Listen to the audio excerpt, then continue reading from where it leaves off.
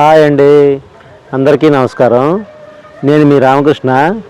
ఈరోజు నేను మీకు ఒక కొత్త విషయంతో మీ ముందుకు వచ్చానండి.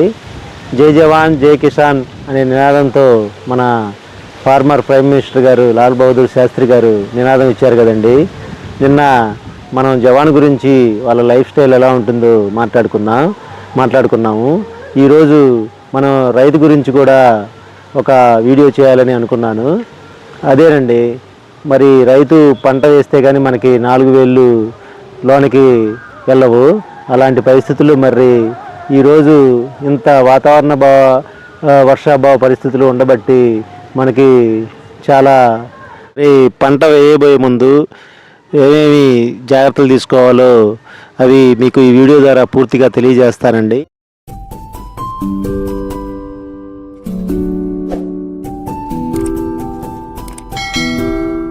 మరి రైతులు పంట వేసేటప్పుడు ప్రధానమంత్రి ఫసల్ బీమా యోజన ద్వారా ఏమేమి ఉపయోగాలు ఉన్నాయో ఈరోజు మీకు తెలియజేస్తాను. అకాల వర్షాలు కానీ, వరదలు కానీ, పిడుగుపాట్లు కానీ, ప్రకృతి వైపరీత్యాలు కానీ కలిగినప్పుడు పంటని ఏ విధంగా మనం పంటకు పెట్టిన పెట్టుబడి సేవ్ చేసుకోవాలో ప్రధానమంత్రి ఫసల్ బీమా యోజన ద్వారా మనకి తెలిపారండి. ప్రధానమంత్రి ఫసల్ బీమా యోజన అనేది మనకి వేసిన పంటలకు రక్షణ కల్పించే ఒక పథకం అండి. ఇది సెంట్రల్ గవర్నమెంట్ ప్రొవైడ్ చేస్తుంది. ముఖ్యంగా రైతులు పంట వేసేటప్పుడు దీన్ని ఎలా ఉపయోగించుకోవాలో ఇప్పుడు తెలుసుకుందాం. ఈ ప్రధానమంత్రి బీమా యోజనలో ఖరీఫ్లో అయితే వరి పంటకు వచ్చేసి ఆగస్టు 15 వరకు టైం ఉందండి. అలానే మిగతా పంటలకి జూలై 31 వరకు టైం ఉంది. అలానే రబీలో వరి పంటకి అయితే డిసెంబర్ 31 వరకు, అలానే మిగతా పంటలకి డిసెంబర్ 15 వరకు టైం ఇచ్చారండి. ప్రీమియం వచ్చేసి 2%, ఖరీఫ్ పంటలకైతే 2%, రబీ పంటలకైతే 1.5% వీటికి ఉంటుంది. వాణిజ్య పంటలకు వచ్చేసి 5% దాకా ఉంటుంది.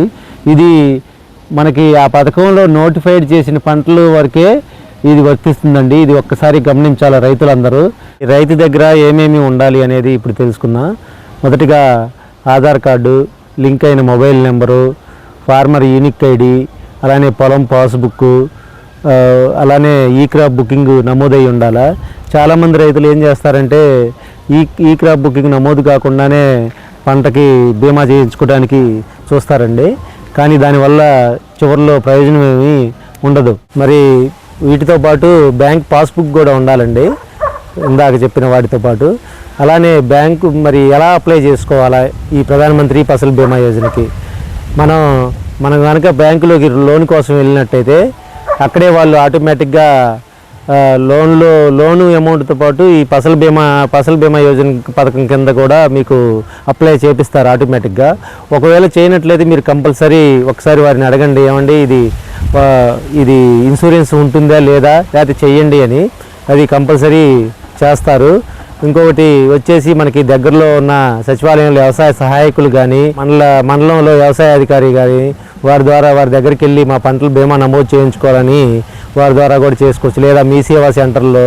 సో చాలా ఆప్షనల్ డిజిటల్ సర్వీసెస్ ఎక్కడున్నా కానీ వారు ఆన్లైన్లో కూడా మనం చేసుకోవచ్చు అండి. మరి ఈ పథకంలో ఒకవేళ వర్షపాతం ఎక్కువై పంటలు కనుక దెబ్బతింటే 72 గంటల లోపులోగా మనం సమీప వ్యవసాయ సహాయకులు కానీ యాప్లో కానీ జియో ట్యాగ్ పెట్టి అప్లై చేసినట్టయితే వారు మీకు స్పందిస్తారు. లేదా phone number, toll free number కూడా ఉంటుంది, దాని ద్వారా అయినా స్పందిస్తారు. లేదా వర్షాలు పడకుండా వర్షాభావాల వలన పంటలు కనుక దెబ్బతింటే దానికి స్టేట్ గవర్నమెంట్ అనేది ఒక డేటా ఇస్తుందండి. ఇక్కడ లోకల్లో ఉన్న ఎంప్లాయీస్ ద్వారా ఒక డేటా సేకరించి ఆ డేటా ఇస్తుంది. ఆ డేటాను అనుసరించి సెంట్రల్ గవర్నమెంట్ వారు ఒక టీం అనేది ఇక్కడికి వచ్చి క్షేత్రస్థాయి పరిశీలన, శాటిలైట్ ద్వారా పరిశీలించి, అదేవిధంగా ఇక్కడ వర్షపాతం ఎంత నమోదైంది, అసలు నమోదు కాలేదా, వీళ్ళకి నీళ్ళు వచ్చాయా లేదా అనేది తెలుసుకొని దాన్ని మొత్తం ఒక ఇన్ఫర్మేషన్ రూపంలో క్రోడీకరించి మరి గవర్నమెంట్కి నివేదిస్తారు. మరి ఆ రిపోర్ట్ వచ్చిన వెంటనే ఎవరైతే అర్హత ఉన్నారో రైతులు వారికి బీమా అనేది అందుతుందండి. బీమా డబ్బులు వచ్చేసి చాలా తక్కువ ఉంటాయండి. 2%, 1.5%, 5%, అలా మన మన ఎంతైతే మన ఇన్సూరెన్స్ క్లెయిమ్ ఉంటుందో దానికి చాలా తక్కువ ఉంటాయి. అది ప్రతి ఇయర్ గవర్నమెంట్ అనేది మారుస్తూ ఉంటుంది. అది ఆ టైంలోనే మనకి తెలుస్తుందండి. అలానే ఇన్సూరెన్స్ చేసేటప్పుడు రైతులు తీసుకోవాల్సిన జాగ్రత్తలు మెయిన్గా మనం ఏ పంట అయితే వేస్తున్నామో ఆ పంట గురించే మనం ఇన్సూరెన్స్ చేపియాలా. అక్కడ ఏం చేస్తారంటే వాస్తవంగా రైతులు మిరప పంట మీద ఎక్కువ డబ్బులు వస్తాయని చెప్పేసి మిరప పంట చూపించి ఇక్కడ వచ్చేసరికి కంది పంట కానీ ఇంకేదైనా ఇతర పంటలు వేస్తారు. ఆ టైంలో మీకు ఏదన్నా పంట కనుక నష్టం జరిగినప్పుడు ఇన్సూరెన్స్ క్లెయిమ్ చేస్తే అది కరెక్ట్గా డాక్యుమెంట్స్ లేక మీ ఇన్సూరెన్స్ ఈ పథకంలో ఆ ఇన్సూరెన్స్ ద్వారా అవి రిజెక్ట్ అవుతాయండి. సో ఇలాంటివి చాలా జాగ్రత్తగా ఉండి మనం చేసుకున్నట్లయితే ఈ పథకం మనం కరెక్ట్గా రైతులు అనేవాళ్ళు యూజ్ చేసుకోవచ్చు. ఈ పథకంలో ఇంకొకటి ఏంటంటే farmer unique ID, crop booking, ఈ రెండు కంపల్సరీ అనేది ఉండాలండి. ఈ రెండు మెయిన్ పాయింట్లు, crop booking, farmer unique ID. ఇందాక చెప్పినట్టుగా ఏ పంట అయితే వేస్తారో ఆ పంటకి ఇన్సూరెన్సు ఇవి కనుక మీకు సక్రమంగా ఉన్నట్లయితే ఇప్పుడు ఉన్న పరిస్థితుల దృష్ట్యా మీకు కంపల్సరీ ఈ బీమా అందే అవకాశం ఎక్కువగా ఉంటుంది. అలానే ఈ ఎల్నినో వల్ల మనం ఇంతకుముందు వీడియోలో చెప్పినట్టుగా ఎల్నినో ప్రభావం వల్ల తీవ్ర వర్షాభావ పరిస్థితులు అయితే చాలా ఉన్నాయి. కంపల్సరీ ఈ వీడియో చూసిన రైతులందరూ ఇంకా మనకి టైం అనేది మొన్న ఎక్స్టెన్షన్ చేశారు కాబట్టి ఈ టైంని గ్యారంటీగా ఉపయోగించుకోండి. బంధువులు కానీ మీ పక్కన వ్యవసాయం చేసే వాళ్ళు కానీ అందరికీ ఈ వీడియోని కూడా షేర్ చేయండి. దీనివల్ల ఏంటంటే కొంత ఉపయోగపడుతుంది మిగిలిన రైతులకి. మనం వ్యవసాయం చేయకపోయినా కానీ రైతులకి కొంత ఏంటంటే ఇన్ఫర్మేషన్ అందక అది ఇంకా కొంతమందికి చేరట్లేదు. సో ఆ ఉద్దేశంతో నేను ఈ వీడియో చేయటం జరిగింది. ఈ వీడియో చాలామందికి ఉపయోగపడుతుంది అని నేను అనుకుంటున్నాను. ఇంకా కౌలు రైతులు, దేవాదాయ శాఖ భూములు వేసేవాళ్ళు ఏంటంటే వాళ్ళకి ఇంకా ఒక నిర్దిష్టమైన విధి విధానాలు అనేది ఇవ్వలేదండి. సో అది ఇంకా ఒక క్లారిటీ లేదు కాబట్టి నేను మీకు స్పష్టంగా ఈ విషయం చెప్పలేదు.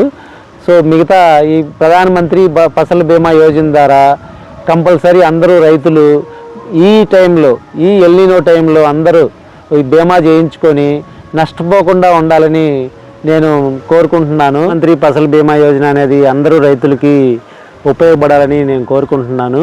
ఈ వీడియో మీకు గనక నచ్చినట్లయితే లైక్, షేర్, సబ్స్క్రైబ్ చేయండి. బెల్ ఐకాన్ మీద నొక్కండి. ఇంకా ఎన్నో అప్డేట్స్ కోసం మా ఛానల్ని ఫాలో చేస్తూ ఉండండి. నమస్కారం.